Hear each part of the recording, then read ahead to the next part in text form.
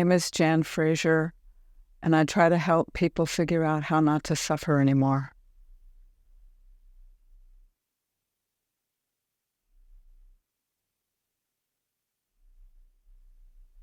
Awakening is coming to realize what's been the case all along, which is that we're really here, we're alive, we're aware, and our thoughts are not the same thing as awareness. And so awakening is the moment, and often it's just a moment when that's finally seen. And it's peaceful, shockingly peaceful.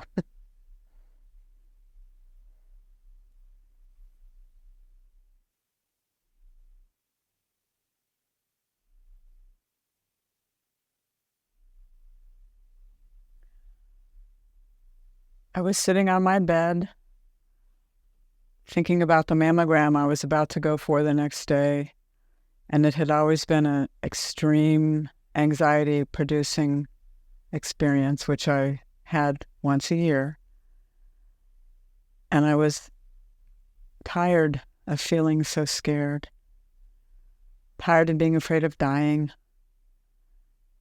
And I was sitting on the bed, and out of the blue, I had this thought, couldn't I do this thing tomorrow without freaking out?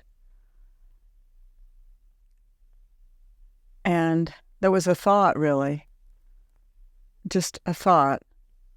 But suddenly, I felt this surge of a realization that I could indeed. And I didn't know how I knew that. I didn't know what had just changed, but something clearly had just changed. And I was stunned. And I suddenly knew that it was going to be different from all the terrible anxiety I'd had all the years prior. And that didn't mean that the mammogram was going to turn out fine. It didn't mean I didn't have breast cancer. That was really bizarre to me. It was a stunner.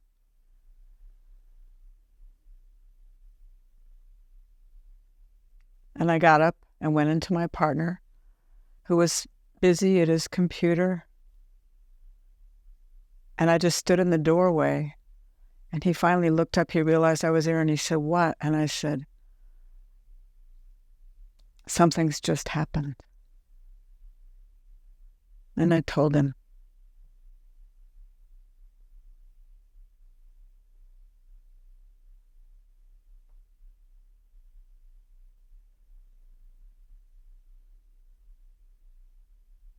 And it wasn't until,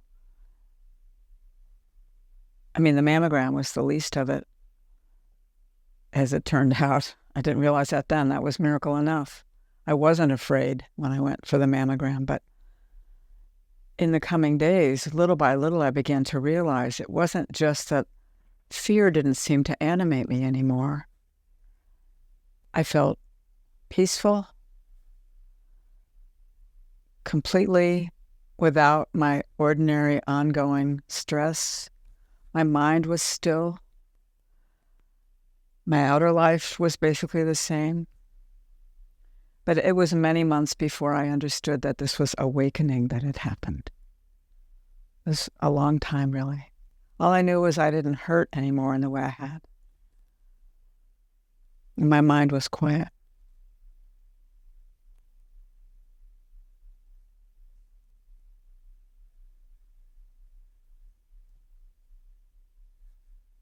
And it's been like that ever since.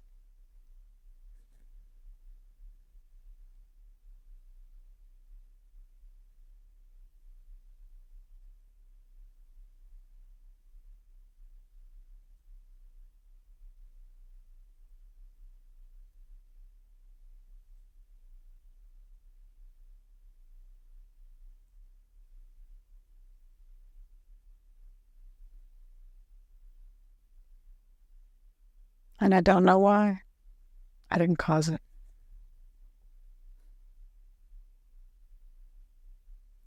People come to me for help, and they say, how can I make happen for me what happened for you? And I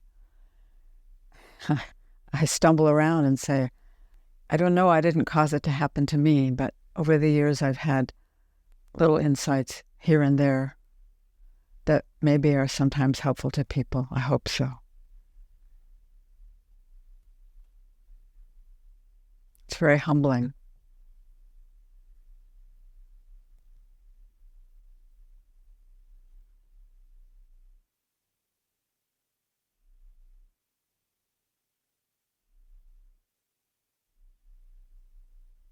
My partner said to me, this is familiar, what you're describing. And because he had read some books on the subject, and he had a book by Franklin Merrill Wolfe, whom a lot of people have never heard of. But someone else had told me about Eckhart Tolle, that they said this guy describes what seems to have happened to you. But what really helped me get what had happened to me was Franklin Merrill Wolfe's book. And he describes levels of consciousness, tiers of the human race, in terms of self-awareness and so on. And I had heard the word enlightenment. I was certainly familiar with that, but it never had occurred to me that anything like that was what had happened to me. And I was reading, my partner and I were taking turns reading that book aloud to one another. And I think it talks about 4 tiers of human consciousness. And it speaks of the 3rd tier as being people who are very self-aware, but who have not crossed the great ocean. He uses words something like that. And then on the other side of that is a land inhabited by very few human beings. And my partner, who was then listening to me read aloud, said, because he's also very self-aware, he said, so you and I are in that third area, it seems. And we were sitting on a beach, and I suddenly realized I'm not there anymore. I'm not where I was in that 3rd tier. And I was so stunned I wasn't going to say to him, no, you're wrong. I mean, I couldn't speak. Because I was on a beach, I was able to look up to the sky and just be quiet a moment. And I kept it to myself for a while. But Merrill Wolfe was the one who helped me realize I had crossed over the so-called Great Divide. And that was months after fear went away. And I finally understood, this is what's happened. I had had a spiritual teacher before who had been a great blessing to me. But I always thought she was the enlightened one. I was a devotee. And even though she said this is possible for anybody, I don't know. I couldn't imagine such a thing would ever happen to me. I also imagined that she was in another world from the one I was in, that she wasn't human in the way I was. And suddenly, I began to realize my mind had ideas about what her state must be like. And that was just my mind. That's why I hadn't recognized, when the thing happened to me, that it was what she'd been talking about all along.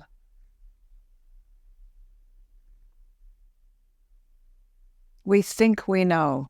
We think we might know what it would be if we got there. We don't know. I've spoken with many people, many seekers who as far as I could observe, were there. But they didn't realize they were because it didn't align with the ideas they had of what it would be like if they ever woke up. And it's hilarious, really. But I had the same thing. And they'll say to me, sometimes they'll say, I've lost interest in waking up. And I'm on the phone with them and I'm smiling like a fool. They can't see me. But I'm thinking, you can't see what's right in front of your face. And they'll say, well, I don't suffer as much as I used to. My mind is quieter. And they're sometimes disturbed that they've lost interest in seeking. They don't meditate anymore, one thing and another. And so they've had some idea of what waking up would be like, and this didn't align with it. They thought they'd have some big crashing moment of recognition. And every once in a while, I'll hold a gentle mirror to them and I'll say, why do you suppose you're not seeking anymore?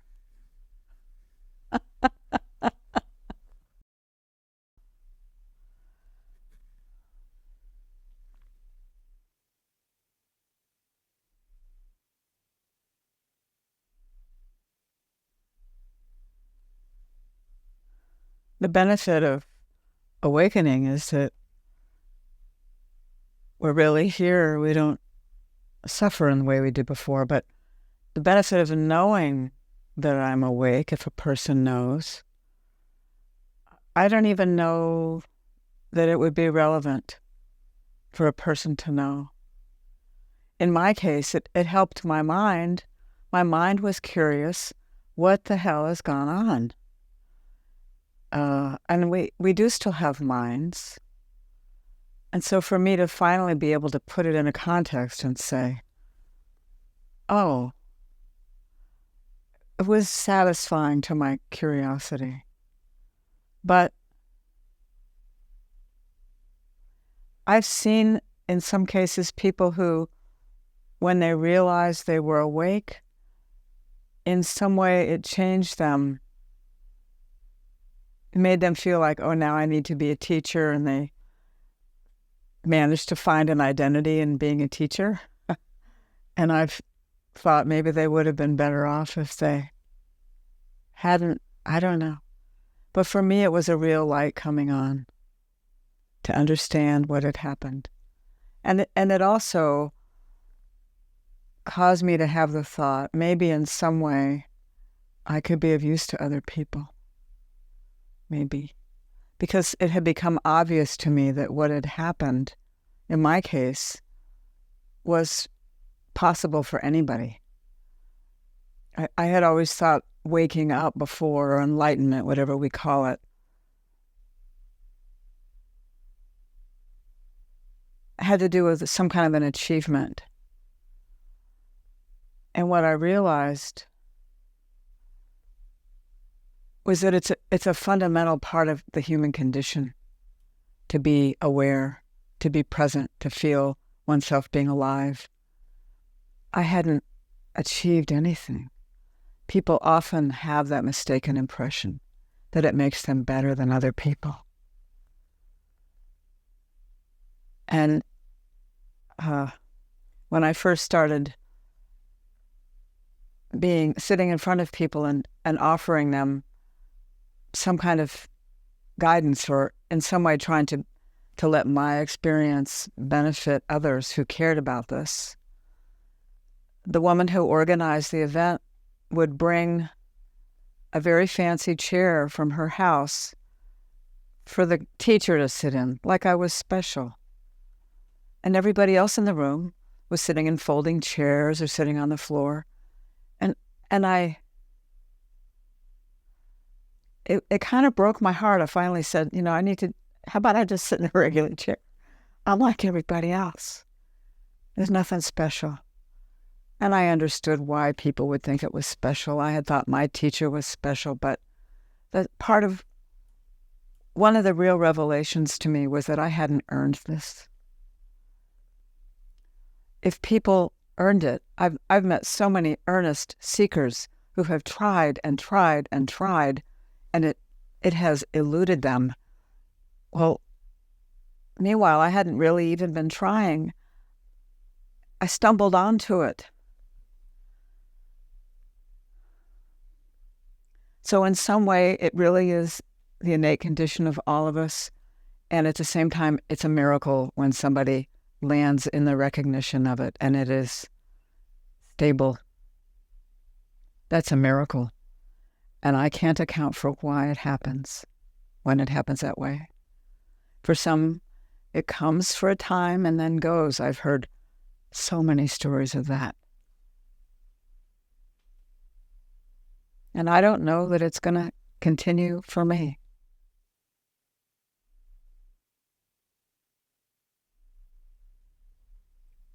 Whatever you notice going on in yourself regarding awakening or anything else,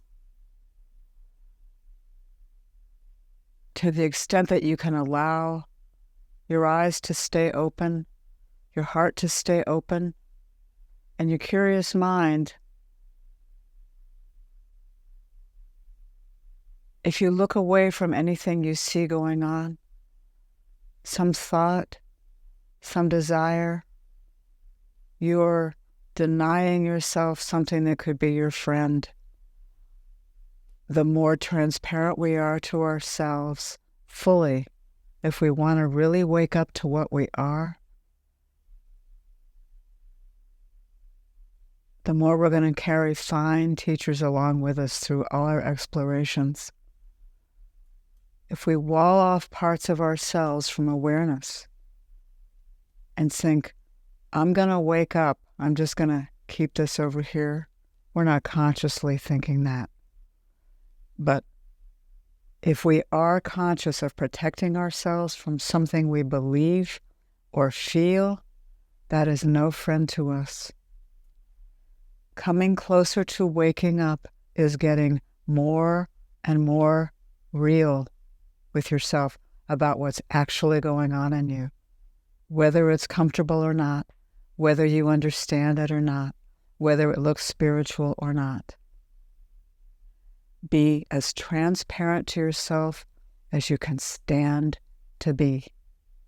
And if there's something you're looking away from, be real that you're doing that.